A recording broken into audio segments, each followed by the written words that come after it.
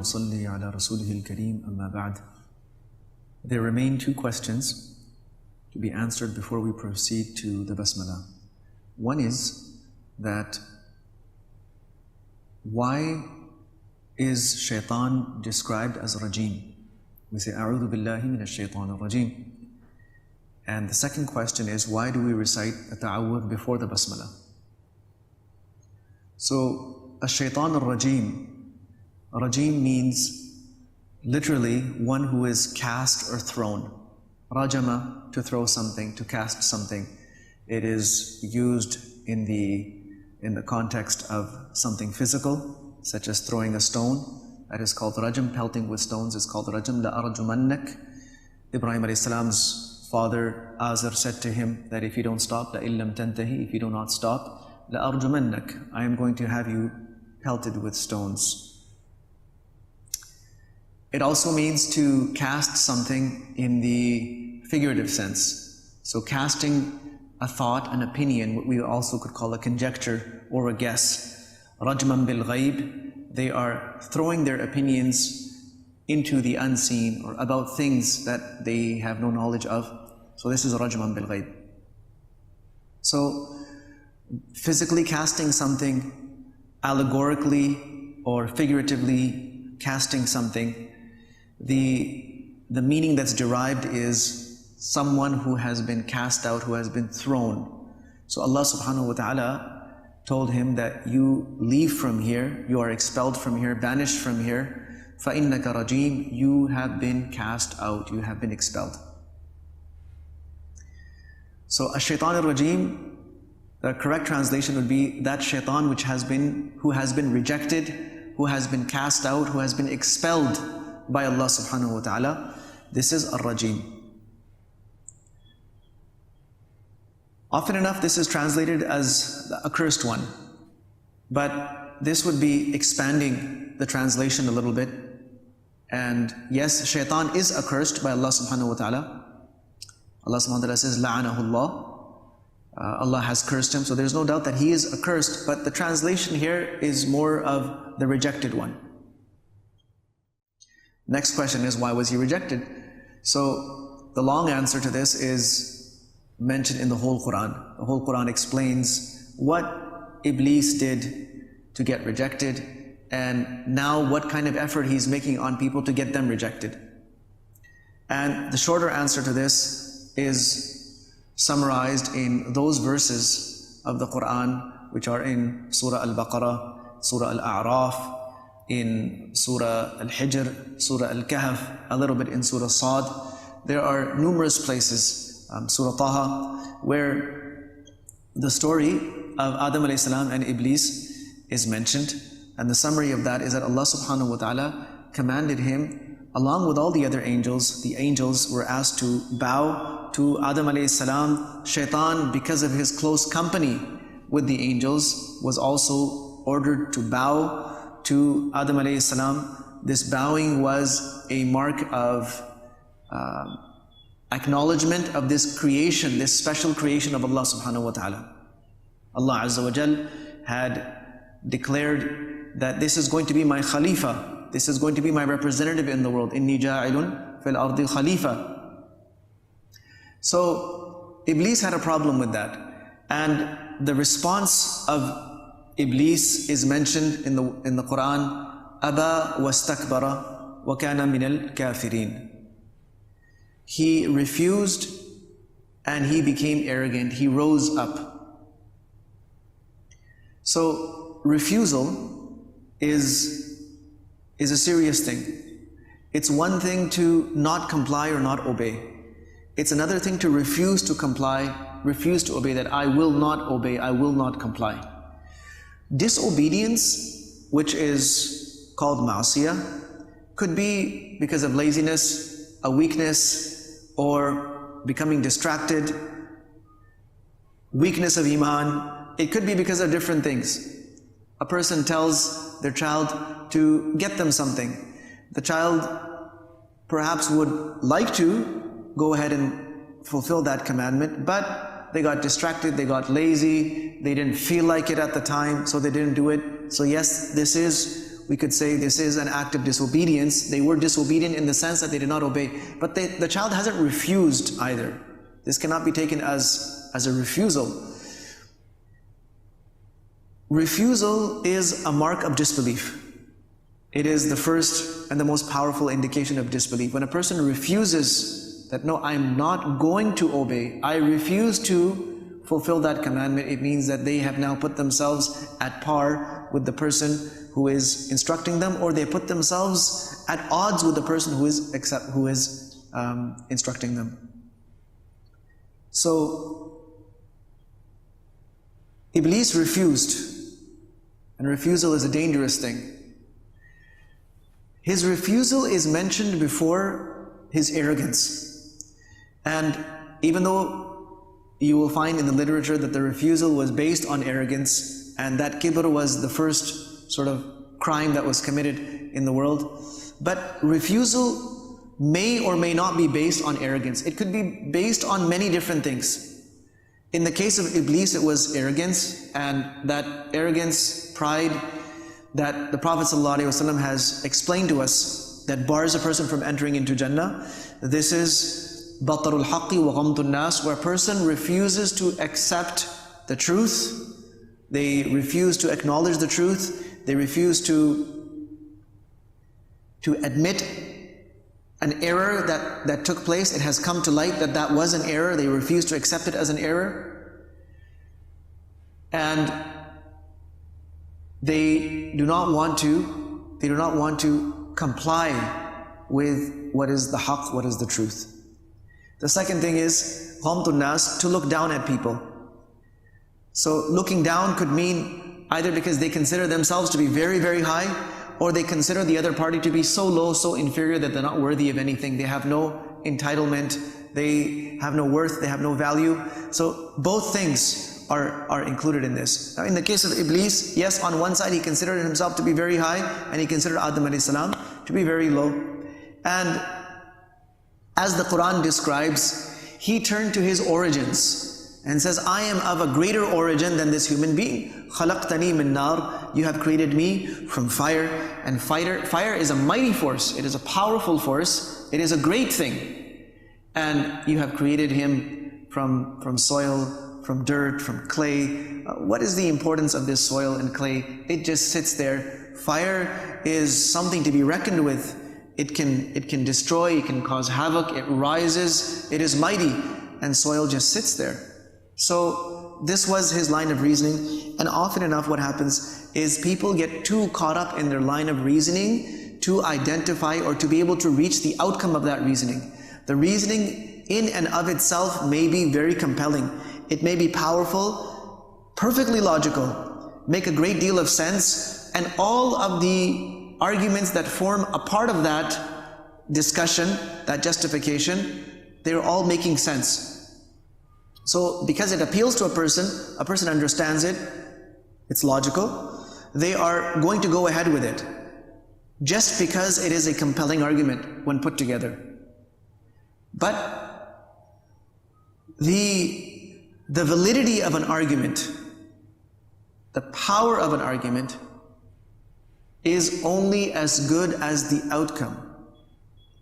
If the argument, as logical as it seems, is leading to an outcome that is catastrophic, that is detrimental, that is damaging, then this argument was just a logical way of explaining something that is going to lead a person to doom or lead a whole group to doom.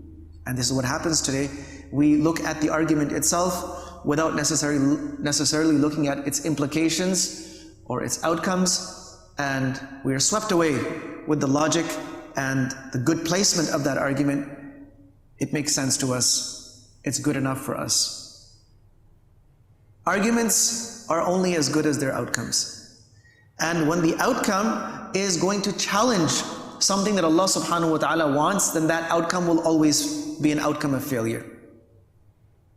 So, though this may have made sense to him, and often when we are coming up with an argument, it's the only thing that makes sense to us at the time, didn't realize that this is leading to rejecting not Adam alayhi salam, but rejecting the command of Allah subhanahu wa ta'ala.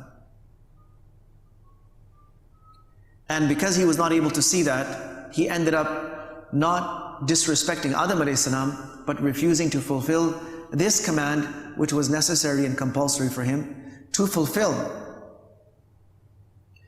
When Allah subhanahu wa ta'ala fixes a position, a status for someone or something, and asks us to mind, to observe, to uphold that status, we are in fact being told to uphold a command of Allah subhanahu wa ta'ala, something that Allah azza wa jal has declared as important, or someone that Allah subhanahu wa ta'ala has declared as important. Now what our relationship is with that person, or our involvement or our engagement with that person or entity, it's secondary. But what's primary is that Allah subhanahu wa ta'ala wants us to honor that person or that thing. So an example of this would be parents, where Allah subhanahu wa ta'ala has fixed a position for the parents, which is not conditional to necessarily what those parents are doing for us, or even the beliefs of those parents. Just the fact that they are our parents, and they were the means of us coming into the world, they have a certain status. Allah subhanahu wa ta'ala requires from us that we uphold that status. We never treat them lesser than that status. Okay? What happens though, is that the parents might not always be what Allah subhanahu wa ta'ala wants them to be. And the children will raise this argument that, well, yes, I would love to be the child that I'm supposed to be, but how come they don't have to be the parents that they're supposed to be?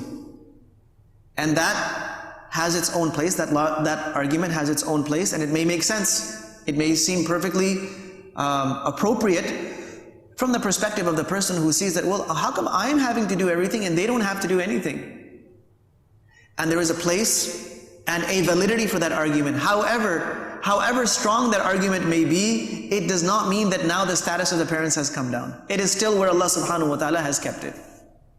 And they have to deal with and answer to Allah subhanahu wa ta'ala for what they're doing, and we have to deal with and answer to Allah subhanahu wa ta'ala for the way we treat them. And this will also happen in other settings. It could be a figure of authority that Allah subhanahu wa ta'ala has put that person in a position of authority. It could be somebody of ilm, for example. We have been told by the Prophet ﷺ to honor the people of ilm. We have been told to give the husband the place of being the head of the family. Now, there are many husbands that are not playing that role, either because they are unable to. Somebody goes through some affliction, some difficulty, some sickness or illness, they lose their job, they're not able to provide for their family. The wife steps up. Allah subhanahu wa ta'ala gives her the strength, and she is looking after the whole family. In this case, of course, it's not the husband's fault, it's not something that he has done out of negligence, but she's effectively doing everything. Now, does this mean that now she is the head of the family and the husband has lost his place as, you can say, kind of like the head, the amir, the one who will make the final decisions in many things? No, he hasn't.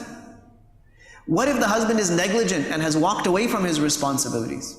Well, as long as he is in that family, a part of that family, his position will still stay as the head. That is, in his case, an honorary position that, more than anything else, it's a chance for him to come back and play that role. So when if a wife is obeying her husband in permissible things, of course, or seeking his permission in those things that she should seek his permission for, it's not really her dealing with him. She's doing it for the sake of Allah subhanahu wa ta'ala, because she has to answer to Allah subhanahu wa ta'ala for the way she treated him. Just like he has to answer to Allah subhanahu wa ta'ala, he is even more answerable because he's put in a position of responsibility. So he's in more danger. He's definitely in more danger because he's in a position of responsibility, but she is also answerable for the way she treats him. Now coming back to Iblis lost sight of this fact that I am answerable to Allah subhanahu wa ta'ala for the way I'm treating Adam alayhi salam. Now, that led to another sort of story where Iblis, because of his refusal, is putting himself at odds with Allah Azza wa Jal. So Allah subhanahu wa ta'ala rejected him. That no, you are now being banished from my mercy because you have directly and openly refused to fulfill my command, and instead your sense of arrogance, your tendency to be arrogant and proud has overwhelmed you, and you have now become a disbeliever. So this is essentially why he was rejected.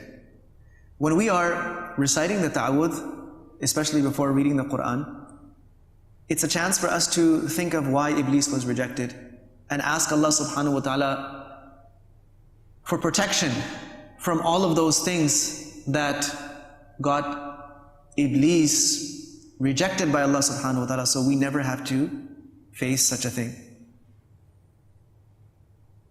It also gives us an opportunity to realize that the harm that Iblis inflicted was not limited to himself. In fact, he undertook now to bring harm to every single human being until Yawm al-Qiyamah. So there is harm that is contained within one person, where they're harming themselves, and then there is harm that a person is spreading, and Iblis became the propagator of harm. He became the leader of the cause of harm, and it was all fueled by these inner tendencies that he was not able to control for the sake of the pleasure of Allah subhanahu wa ta'ala. The second question, that why we recite this before Bismillah, even though Bismillah is the names and the attributes of Allah subhanahu wa ta'ala, why do we have to start with this? Someone might say that, well, ta'awudh has the name of Shaytaan. Why should I take the name of Shaytaan before I take the name of Allah? This question is not well-founded. Why? Because first of all, ta'awudh begins with the name of Allah. A'udhu billah. We are seeking protection of Allah subhanahu wa ta'ala. We are running to Allah subhanahu wa ta'ala.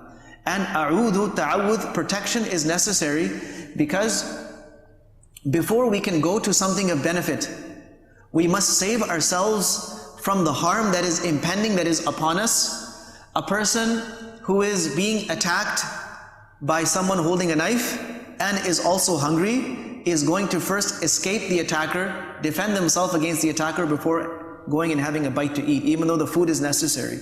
So the food is a mercy of Allah subhanahu wa ta'ala, it is a bounty of Allah, it is a thing of benefit, and this attacker who is holding the knife is a thing of harm. If they do not save themselves from this, they'll never live to see that food.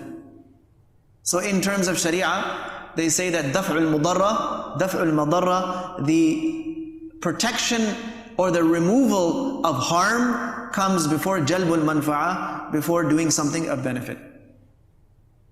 Daf'ul madarra, removing harm, comes before bringing something of benefit.